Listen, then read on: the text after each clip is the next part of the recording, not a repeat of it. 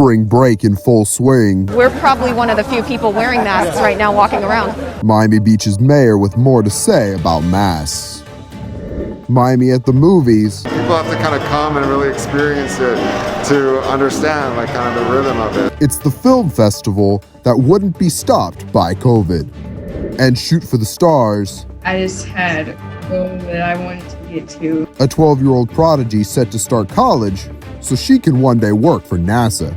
It's all coming up on Newsbreak. Hello, South Florida. I'm Zitlali Solache, and today is Monday, March 15th, 2021.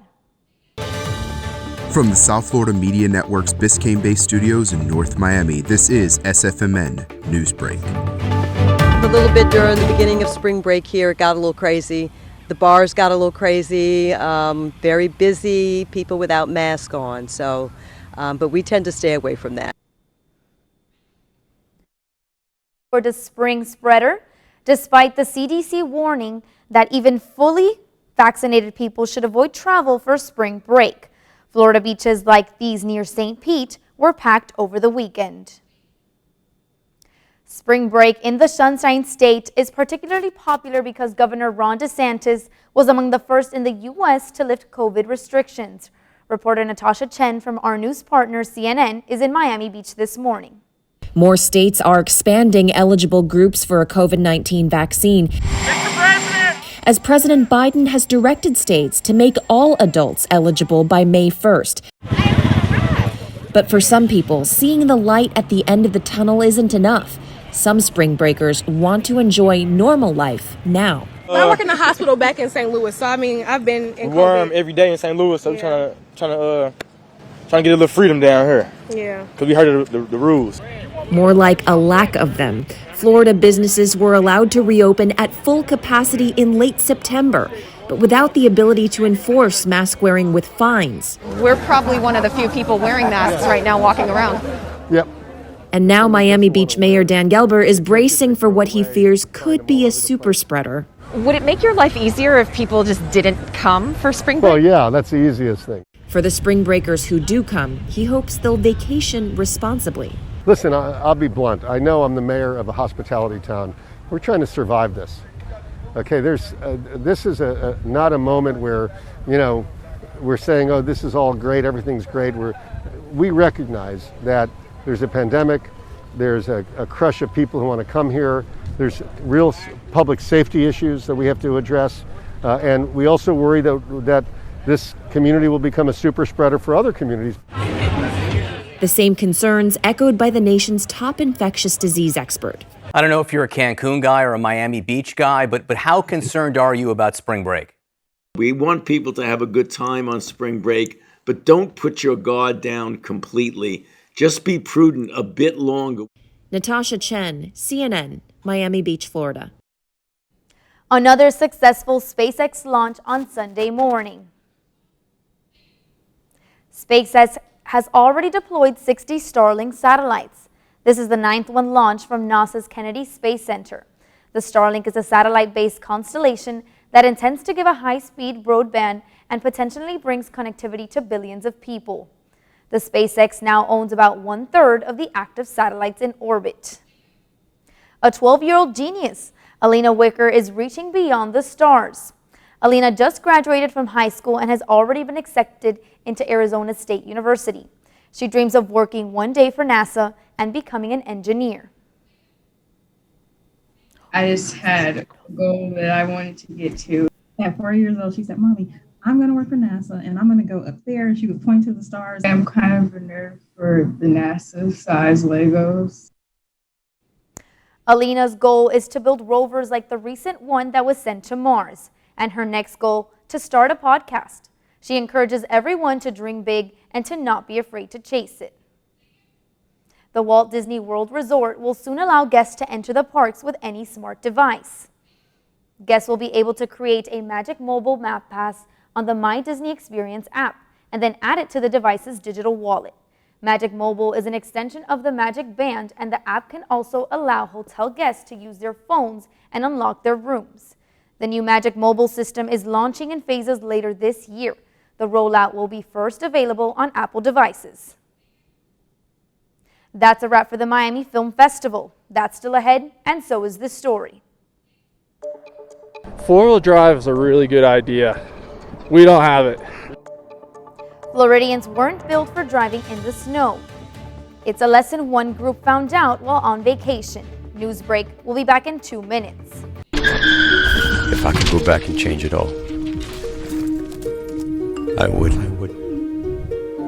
I think I'm gonna miss you the most.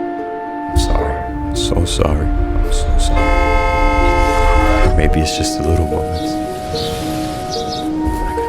If I could go back and change it all, if I could go back, I would. But I can't.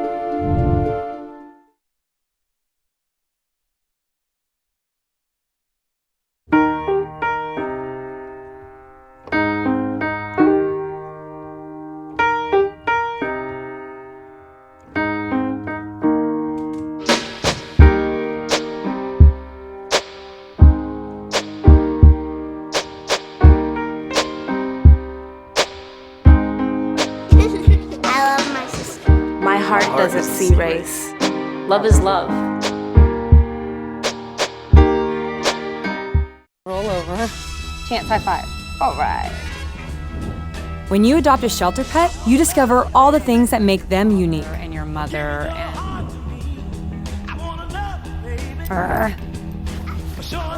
I am totally a hot person. Right, guys? Thanks for being honest. They're a little bit of a lot of things, but they're all pure love. Adopt pure love at theshelterpetproject.org. Today I'm going to talk to you about physics. Come on in, girls. Let's go. This is the first rocket to get humans to Mars. Really tall. I'm a rocket structural engineer, designing and building parts of the rocket. You are the generation that will be stepping foot on Mars. Do I have a group of astronauts on my hands? Yes. You can become a rocket scientist or whatever else you want to be.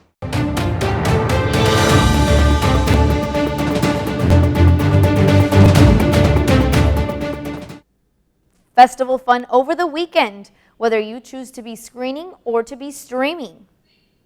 The Miami Film Festival wrapped up last night, and as the network's Alejandra Garcia reports, there was something for everyone, regardless of how close they were able to get to the action. The Miami Film Festival wrapped its 30th edition this past weekend, being the first ever festival that was held in the hybrid format. Because of the pandemic, it has been hard for social gatherings and events like this to continue with safety guidelines, but the Miami Film Festival team made it seem seamless by holding in-person events and virtual events. Miami Film Festival last year was canceled with 4 days left, devastating, but luckily enough, we were able to show 80% of our program. But after that, we knew we had to come up with a plan B. And I've actually been so happy with it. I mean, the hybrid festival means that we have both virtual and in-theater screenings, and our in-theater screenings follow strict COVID protocol to make sure, social distancing, masks, to make sure it's safe for people to gather. By changing the traditional festival format from all in-person to hybrid events, they took down the physical limitations they had before, making it more accessible to the rest of the country from the comfort of their own home. Honestly, there's so many benefits to it. This way, actually, our films are all geo-blocked to the United States, which means that anyone in the U.S. can watch the Miami Film Festival movies, not just people who are in Miami, which is incredible because we can expand our audience by so much. The turnout's been very, very strong. A lot of people coming back, and they're saying that it's their first time back in the movie theater. The Miami Film Festival director and his team worked heavily this year to make the festival a reality instead of canceling it altogether because of the coronavirus health crisis, resulting in an overall success for this year's edition.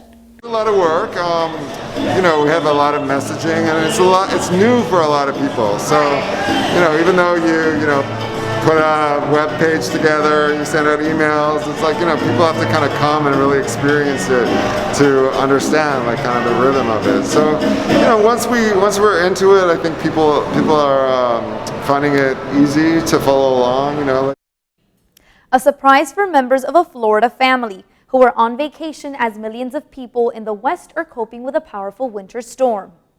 Four-wheel drive is a really good idea. We don't have it. So trying to go up, realized we weren't going to make it, tried to back up. We're stuck. Their truck became stuck in the ice in Denver over the weekend. A police officer, along with another truck, came to the rescue and helped the family escape the storm. The snowstorm is also affecting air travel, and more than 2,000 flights have already been canceled. That's all the time we have for Newsbreak. I'm Zitlali Solache. Get more news anytime at sfmn.fiu.edu.